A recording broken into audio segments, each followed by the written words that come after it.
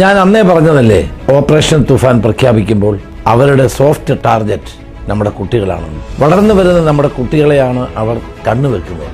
അവർക്ക് ആവശ്യം നമ്മുടെ കുട്ടികളെ ഉപകരണങ്ങളാക്കി മാറ്റുക എന്നുള്ളതാണ്. അന്താരാഷ്ട്ര മയക്കുമരുന്ന് ലോബി കേരളത്തിൽ സജീവമാണെന്ന് ഞാൻ പറയാതെ നിങ്ങൾക്കെല്ലാവർക്കും അറിയാമല്ലോ. അവർ വളരെ സജീവമായി തന്നെ നമ്മുടെ നാടിനെയും നമ്മുടെ സമൂഹത്തെയും തകർക്കാൻ രംഗത്തിറങ്ങിയിരിക്കുന്നു. കാസർഗോഡ് നിങ്ങൾ കണ്ടില്ലേ?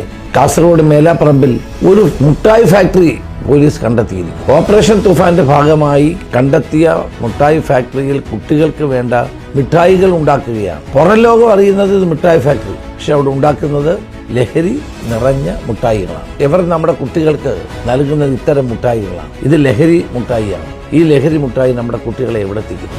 ഇത് കേരള പോലീസ് ശക്തമായ നടപടികളിലൂടെ പിടിക്കുകയുണ്ടായി. ഇത് സൂചിപ്പിക്കുന്ന എന്താണ്?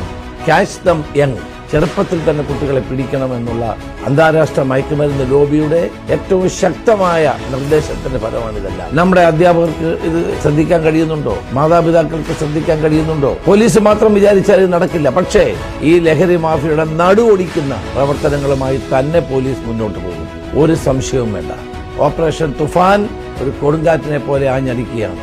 വിജയം കണ്ടേ ഞങ്ങൾ പിന്നോട്ട് പോകും. പ്രിയപ്പെട്ട മാതാപിതാക്കളെ, നിങ്ങളുടെ കുട്ടികളെ പ്രത്യേകം ശ്രദ്ധിക്കണം. നമ്മുടെ കുട്ടികൾക്ക് മിഠായി ഇഷ്ടമാണ്. മിഠായി വാങ്ങിക്കഴിക്കാറുണ്ട്, നമ്മൾ വാങ്ങി നൽകാറുമുണ്ട്. പക്ഷേ മിഠായികൾ അപകടകരമാണ്. ആ മിഠായി കവറുകളുടെ പിന്നിൽ ഒളിച്ചിരിക്കുന്ന രൂക്ഷമായ മയക്കുമരുന്നിന്റെ സ്വാധീനം കണ്ടെത്താൻ നമുക്ക് സാധിക്കണം.